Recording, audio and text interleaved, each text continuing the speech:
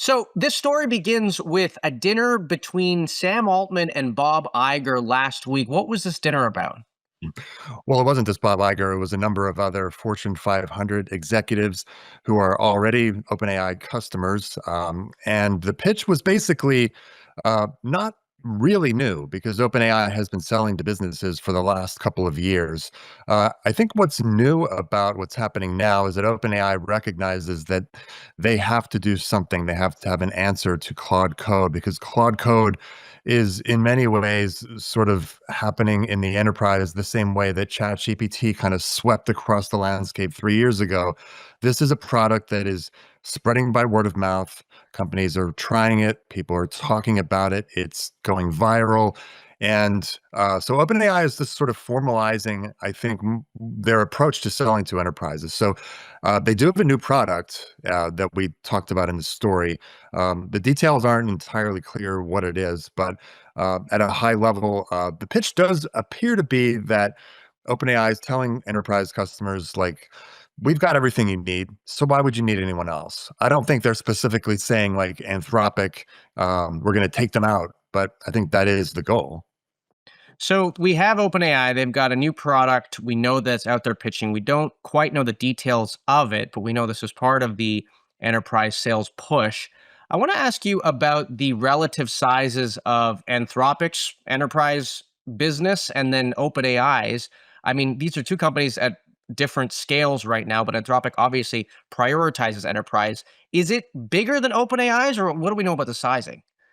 It's not bigger revenue wise, but the share, Anthropic's share is 80% of the revenue comes from selling to Okay. businesses, whereas OpenAI's was recently at 40%. I think the goal, or they're saying that 50%, they'll have 50% by the end of the year. From the beginning, Anthropic has sort of specifically said that we're going to speak about our AI to businesses in a way that businesses uh, like to hear about AI. So we're just doing one thing. Enterprises love focus. Enterprises don't generally like bells and whistles. And so that has been Anthropic's approach from the beginning, is to talk about security, to talk about trust, to talk about predictability of its AI. Now, if coding is such an important part of this story, remind me, it's called Codex, is OpenAI's coding tool, right? Yes. And how good is that tool compared to Claude Code right now? Is it getting better? Well, our recent reporting has shown that Codex has made strides in recent months. So certainly, um, OpenAI is putting a lot of effort into making that product better. In the story, we reported that OpenAI has communicated to consultants who sell to its customers, who work with its customers, that some coming upgrades that OpenAI is working on will uh, put Codex perhaps ahead of Claude Code. And we've yet to see exactly what that means. But the point is that OpenAI is definitely working on this piece of their business, focusing very hard on the Codex product right now. So the interesting part to me about this is that the technical specifications and the performance of the product is one thing, but really, I think one of the challenges OpenAI has is that the world doesn't really think about it as an enterprise company. I mean, this seems to be a little bit of a branding challenge, even so much as it is a product challenge. Because I mean, I guess we have businesses that buy ChatGPT for their enterprises too, but I mean, I don't really think about it as one of the top enterprise companies in the world. Yeah, I mean, like I said before, they certainly have a lot of penetration in enterprises. They've got big name customers like Disney, for example. They just struck a deal last Right.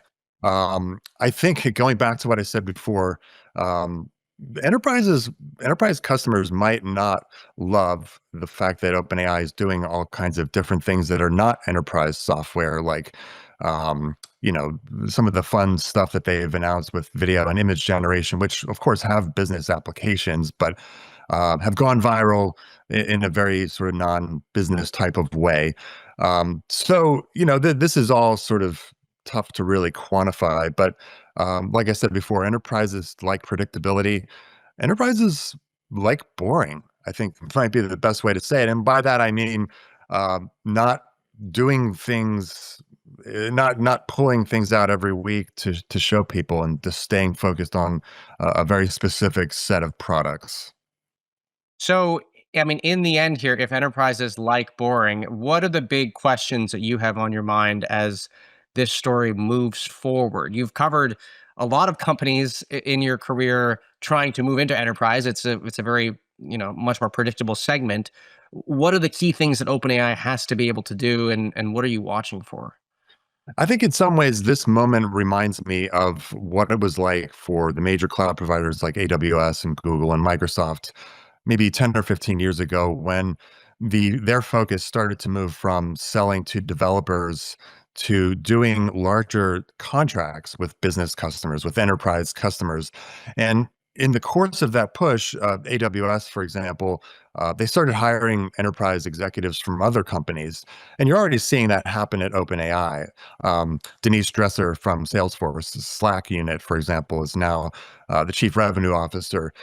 So I expect to see a lot more of OpenAI hiring seasoned enterprise executives, as well as filling out their ranks with people who've worked at enterprise companies, because that was the playbook that cloud providers followed.